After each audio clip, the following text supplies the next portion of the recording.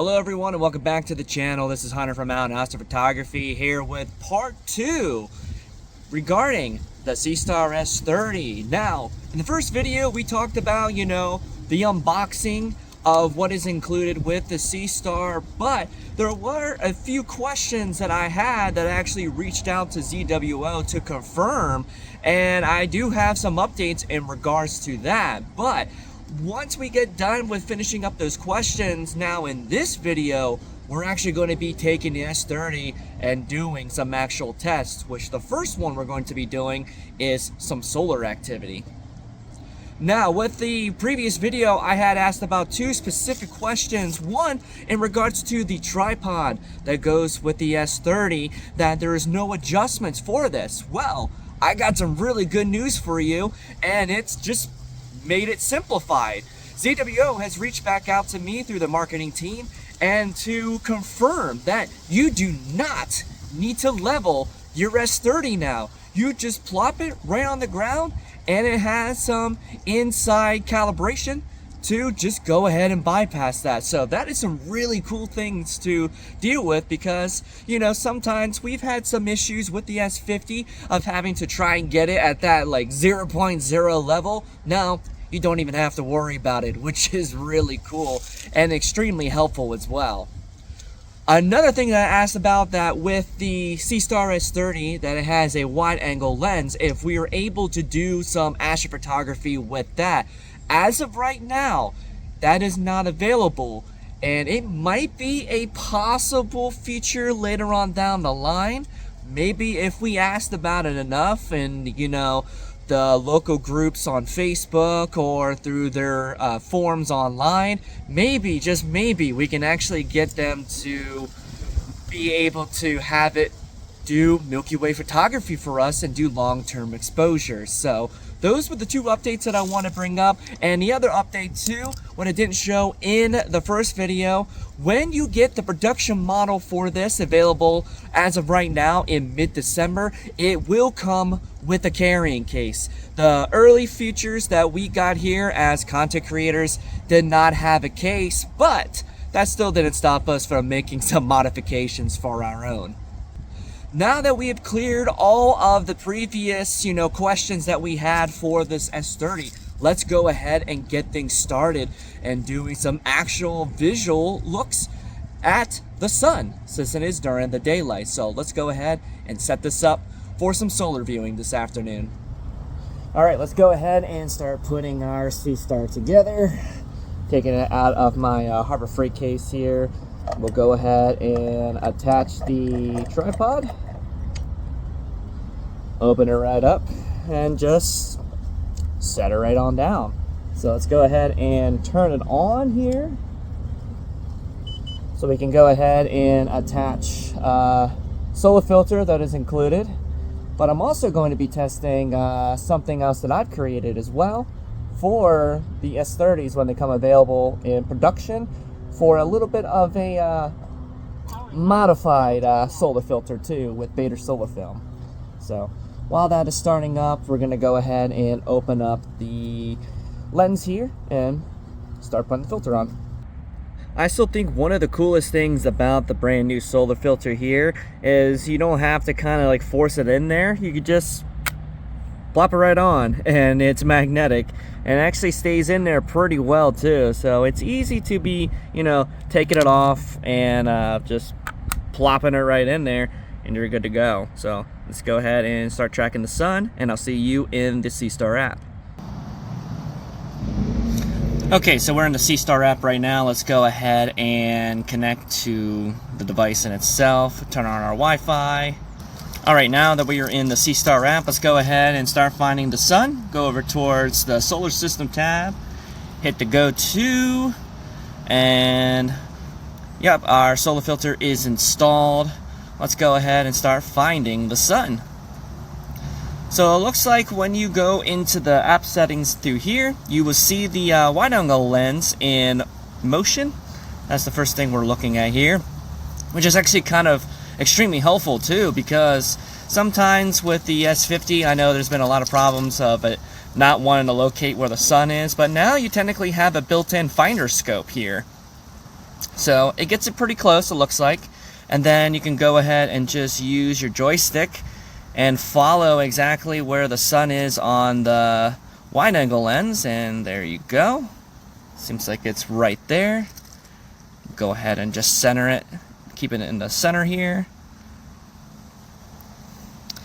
And there we go, there is our live view of the sun right now. I'm gonna go ahead and just do a bit of an autofocus. There is a little bit of some high clouds out here today, unfortunately, but this is going to be at least a good test in itself. You can see where the sun's surface is. You can also zoom in a little bit too. You can see, you know, a little bit of sunspot action, but the sun has actually been very, very quiet as of lately. But you can also do your digital zoom, so you can zoom in a little bit more. And that's what it looks like on the surface in itself. You also switch views too between this and the wide angle lens, which is really cool. You can also close it out of the way whenever you don't need to. But we'll go back to the 1x zoom. And of course you can do things like take photos of it. You can go over to the video form.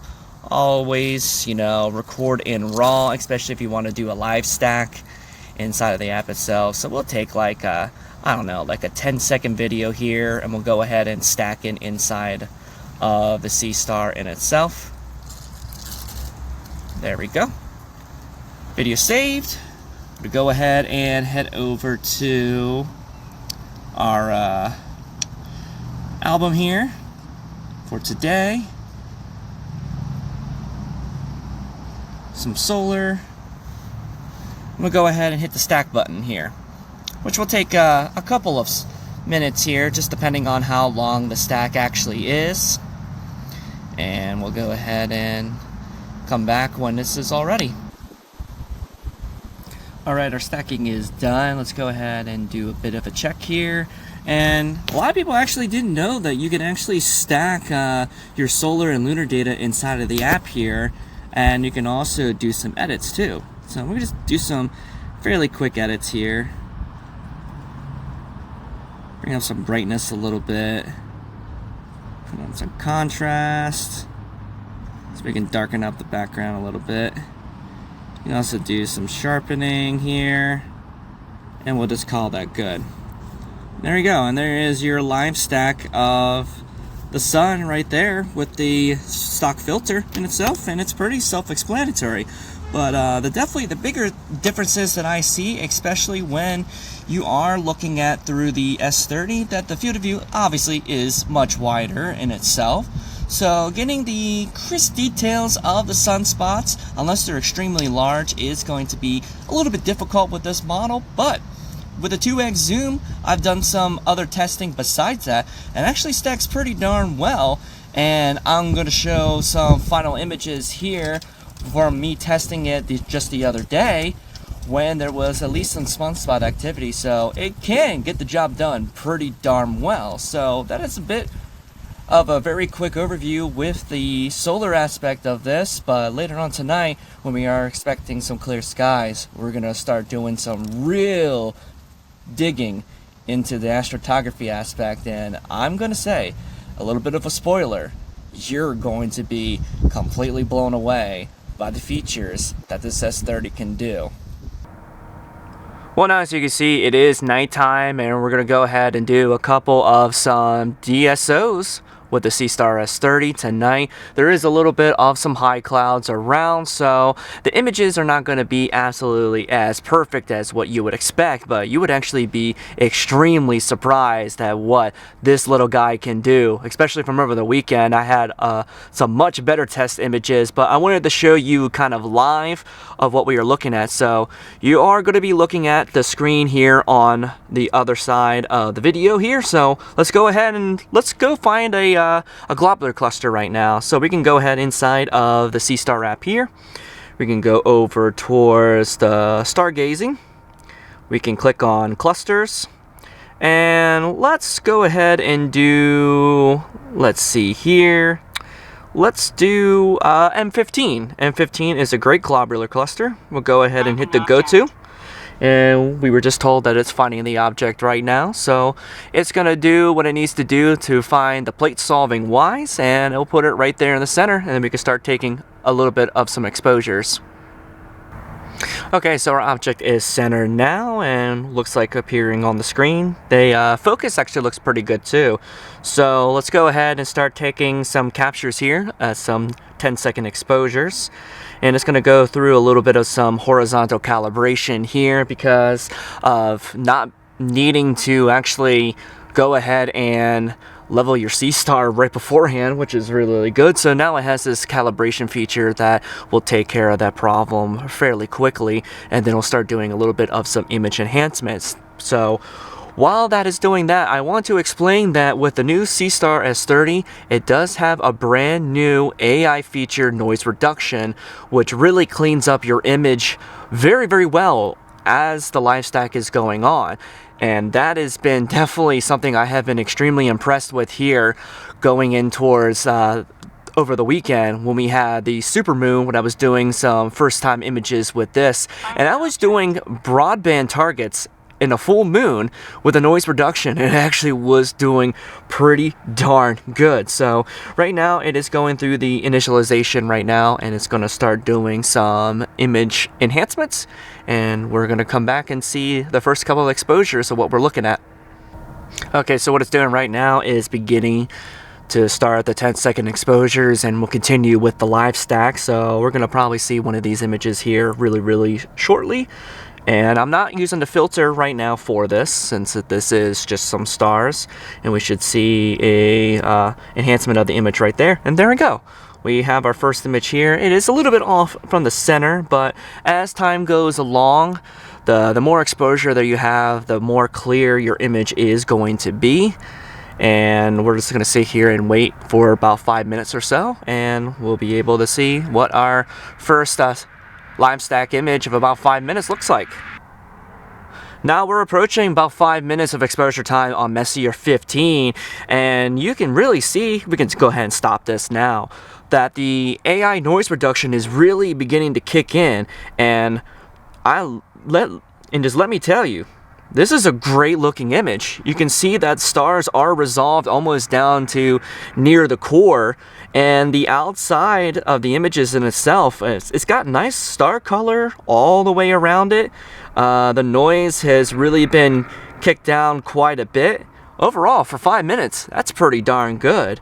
But I know the main thing that people are going to be looking out for is what this can do for, let's say, galaxies and nebulas. So we're going to go ahead and look at a nebula here, and it's going to be a nice crowd favorite too, and it's going to be the Dumbbell Nebula.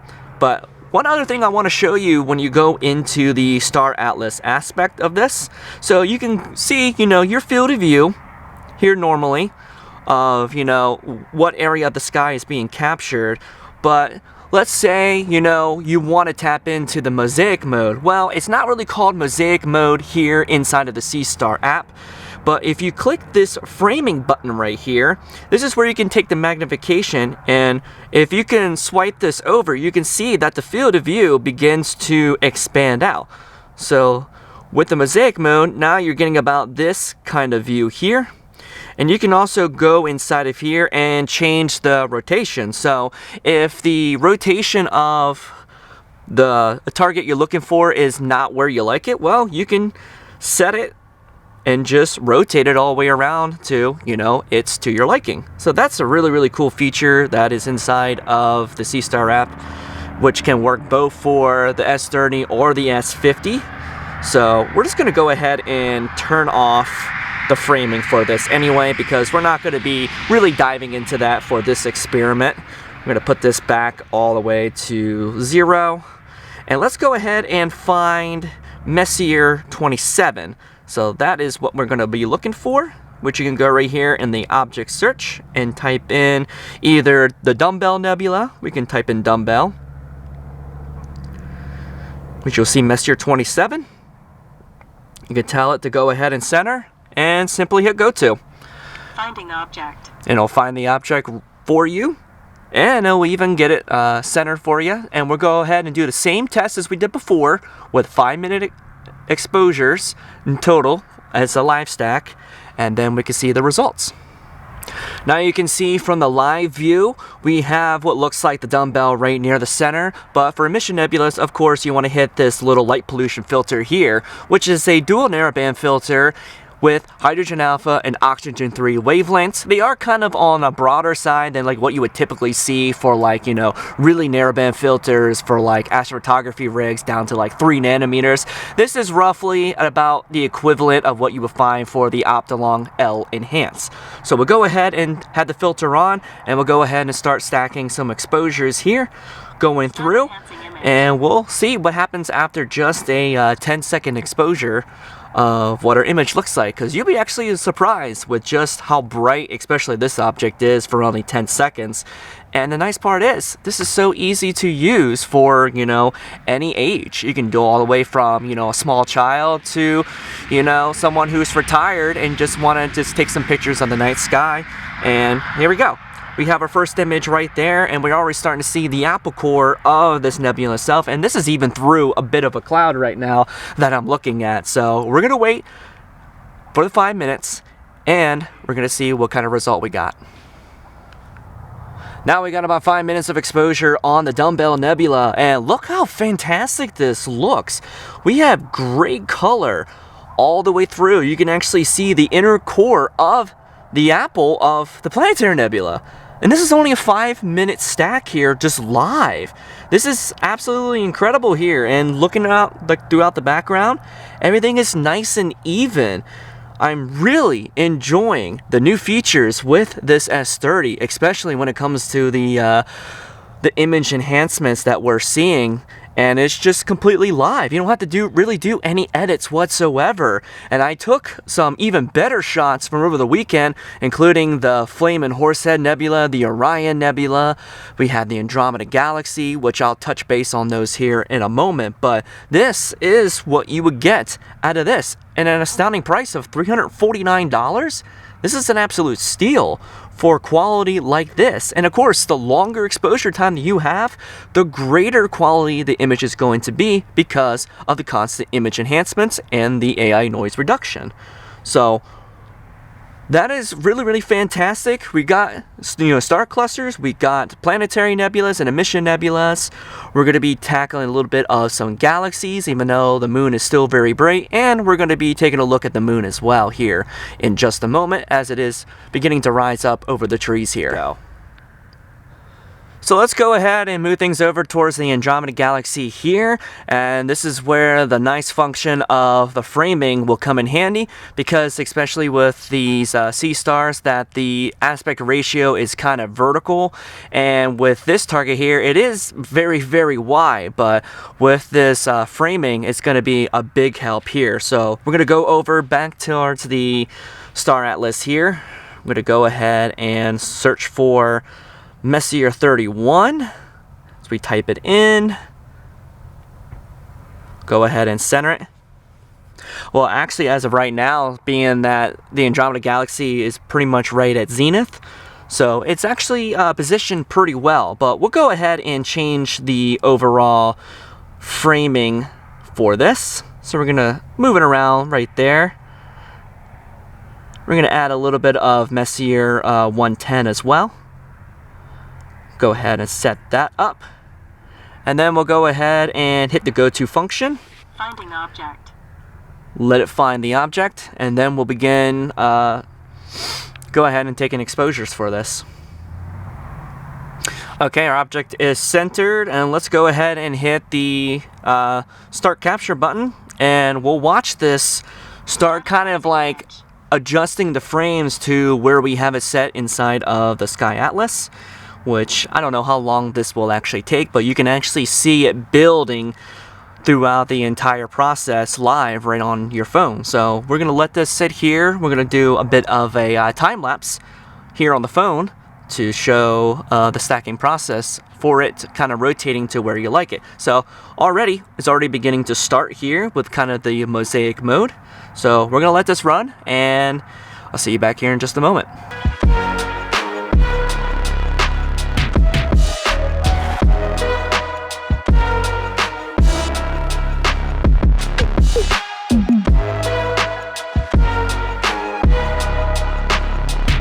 Well, we got about 13 minutes of data here, and it's pretty much completed the entire framing view.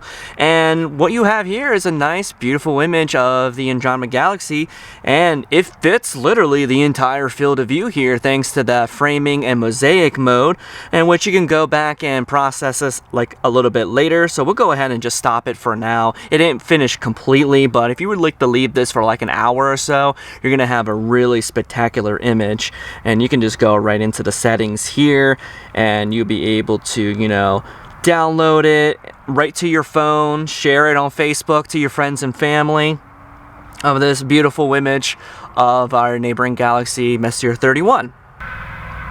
Now this is a great example of some of the DSO stuff that you can do with the S30, which I definitely highly recommend. That the main features for this brand new Seestar is definitely the far superior D-sky astrophotography that this can provide. But we're also going to be doing a little bit of some planetary stuff too, so we're going to have to move things a little bit to a different spot because we're going to be taking a look at the moon next. Now I move things over towards the backyard so we have a better look at the moon. Let's go ahead and find it. So easiest thing to do is to be able to go over towards the solar system options here and find where the moon is and tell it to go to. So this is going to take it in towards a different mode, go to the moon, and this is also going to be integrating the new wide angle lens, kind of like a finder scope for this system here.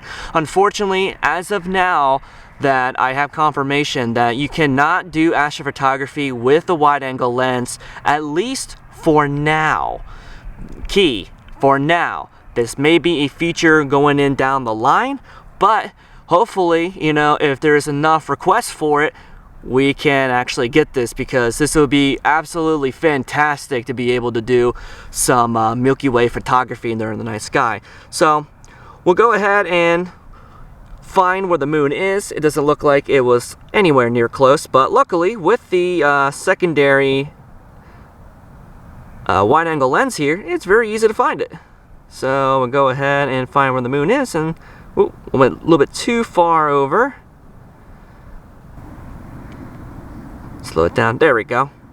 Now we got a nice view of the moon here. Go ahead and do a little bit of an autofocus on this target. Let's go ahead and do a 2x zoom on the moon in itself. And we got a nice crisp view of the moon. You can see all the craters through here. You can also close the finder for the wide angle lens there on the left. And you can go ahead and just start taking some pictures. Very quick and easy. Go back to 1x. You can see we have a few clouds here. So we'll just take you know, a few pictures of this. And then we'll do a quick little video stack of this. We're just gonna maybe do like 10 or 20 seconds to do a little bit of a in-app stack of the moon itself. Not really gonna be expecting crazy results because of the clouds moving through, but I do have a beautiful shot of the mineral moon during the supermoon just the other night that I will put up on the screen right here, and this shows the big capabilities of what this thing can actually do, and with just a simple 2-minute video stack right on a computer using AutoStacker, and it does very, very well. So there we go. We have our moon right there, the moon video. Let's go over towards the app here, and let's go ahead and just do a simple stack here. Go ahead and hit stack, which this will vary, you know, taking time of within maybe like a minute or two, or depending on, you know, like several minute stack, it will take a little bit longer for the onboard processing to do this. So I'll join you back here in just a moment when this is completed. Okay, so our quick stack is ready to go. Let's go ahead and check it, and it's already a fairly nice beautiful moon that we see. And we can even just edit right inside of the Seestar software in general.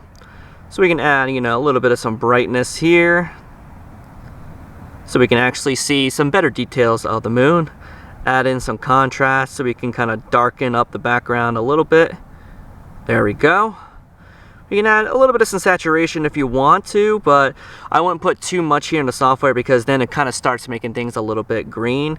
And then add a little bit of some sharpening, which you can zoom in on the image here, and look, just in a matter of 20 seconds of a video capture, we have this beautiful view of the waning gibbous moon.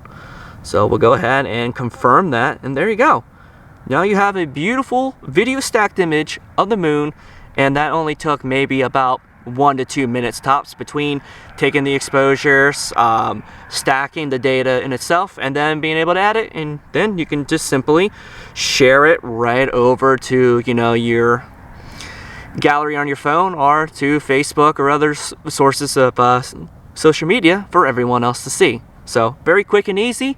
This is great for that. But I will mention that as far as with the S30 goes, that the primary function that I have found with this system here is it is really, really good for deep sky astrophotography, but when it comes to like planetary stuff, looking at Jupiter and Saturn, it is going to be a little bit more difficult other than like the S50, which has a little bit more of a focal length zoom in for this. So definitely, you know, this is going to be a pick and choose of, you know, if you want to go with the S30 here, this is definitely going to be the go-to for doing deep space astrophotography. And you can still do some solar and some moon, but if you're trying to get pictures of like Saturn, Jupiter, Neptune, Venus, and things like that, this is going to be kind of a little bit out of its league here, just because of the much wider field of view, unfortunately. But still, deep sky astrophotography is my thing, and definitely this is something that I'm going to be using quite a bit. Now I just want to take this opportunity to show you some of the raw captures that I've taken over the weekend when things were a little bit nicer as far as weather-wise, even though we did have a full moon.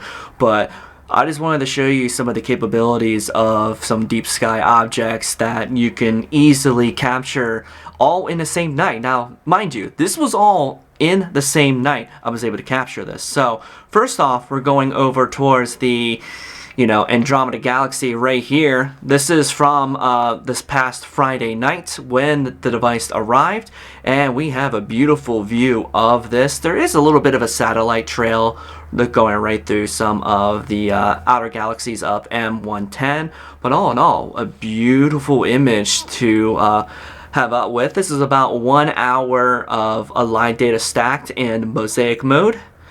Then we can go over to, I got the capture of the Flame and Horsehead Nebula. Now this one will have to kind of tilt it to like 90 degrees towards the left, but you can see we have the bright star alley attack that usually gives astrophotographers a lot of hassle, but we have a beautiful shot of the Flame Nebula.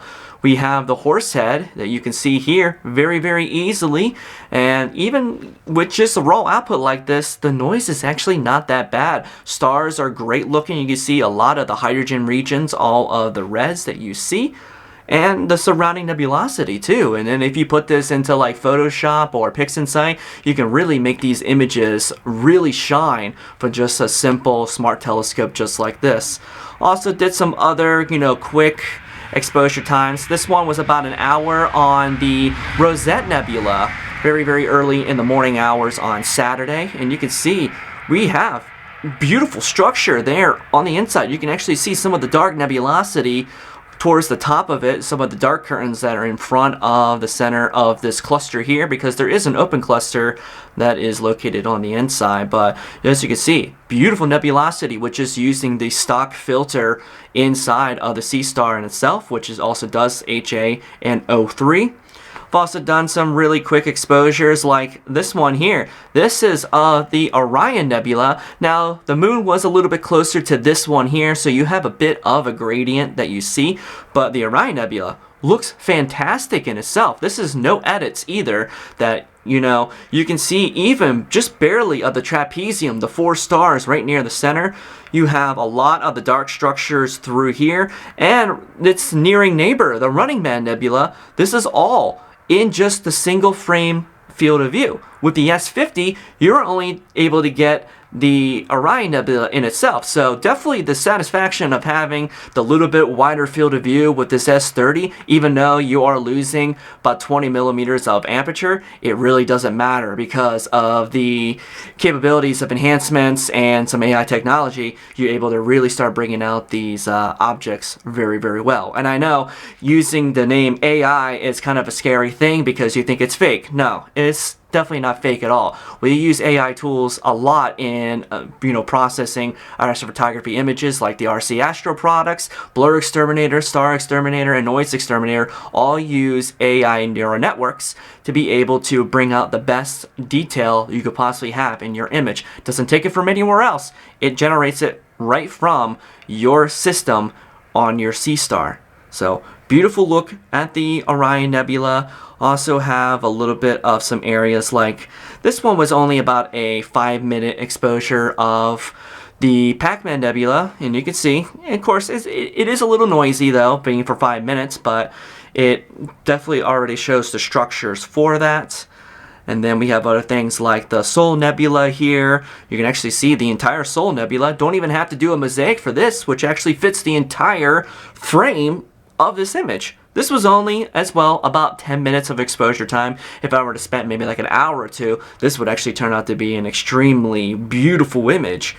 And pretty much, that is exactly what the capabilities of this system can do for you. But let's go and look at some of my final thoughts of what I think about the S30 and see if this is something that you should probably pick up or not.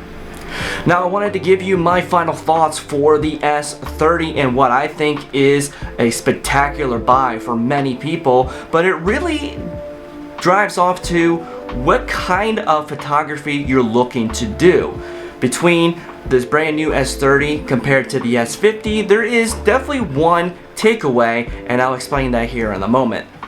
Now, the best thing about the Seestar series, since now this is the second generation of that, is just the easy to use function of this of all ages. You can have someone who is just a few years old, just wanting to explore the night sky.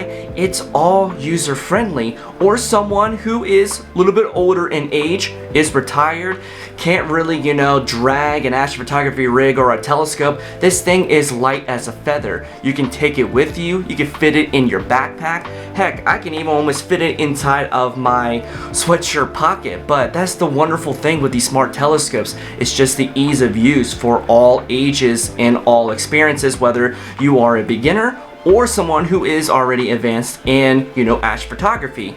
But there is definitely going to be, a small con with this system here. But all in all, if you want something that does really well for deep space astrophotography, like with galaxies, nebula, and star clusters, the S30 is definitely going to be the way to go. But if you're looking for something that is, a little bit, all around, but you want to focus more on a little bit of the planetary stuff like the moon, the sun, Jupiter, and Saturn, you're definitely going to probably want to lean more towards the S50 because of that extra focal length. So with the S30 here, you get a focal length of about 150 millimeters. With the S50, you're getting about 250. So you're gaining about 100 millimeters of focal length, and that does make a big difference.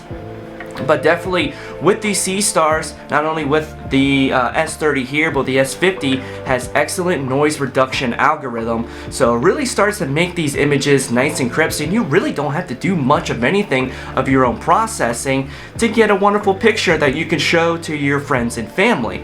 So definitely the best bang for $349 if you want to save some money and you want to focus more on the DSO of galaxies, nebulas, and star clusters.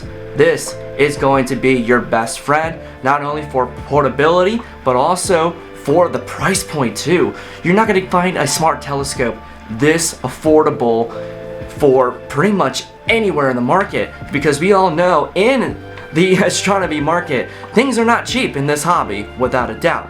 But definitely with the brand new S30, you're getting a little bit better of a quantum efficiency, which is a higher sensitivity over the previous sensor in the S50, which this uses the IMX662, what not to mention is 3 times higher than the full well capacity over the IMX462, which is in the S50 in itself.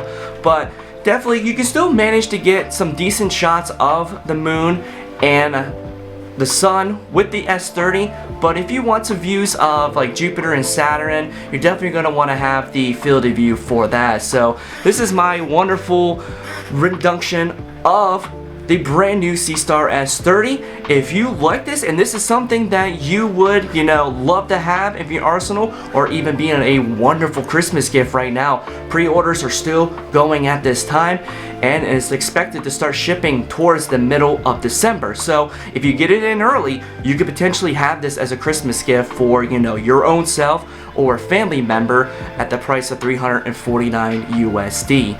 So I hope this video finds you very well. If you have any comments or suggestions of some more information about the S30, I will be glad to help. So be sure to leave a comment, like, subscribe, tell me what you love about the Seestar series and what you would love to expect further on down the line. Maybe something bigger like the S70, something that's a little bit larger, or you're ready to, dive in to some really nice views of DSOs. Go ahead and go with the S30. You still want to do some planetary and kind of have a Swiss Army knife everywhere around. The S50 is still a wonderful choice at $499, but I'll have all the links in the description of where to pre-order the S30. Also, I'm going to be leaving links for where you can buy the S50 as well, that is readily available at this time. So thank you as always for checking this out. Clear skies, and I'll see you in the next video.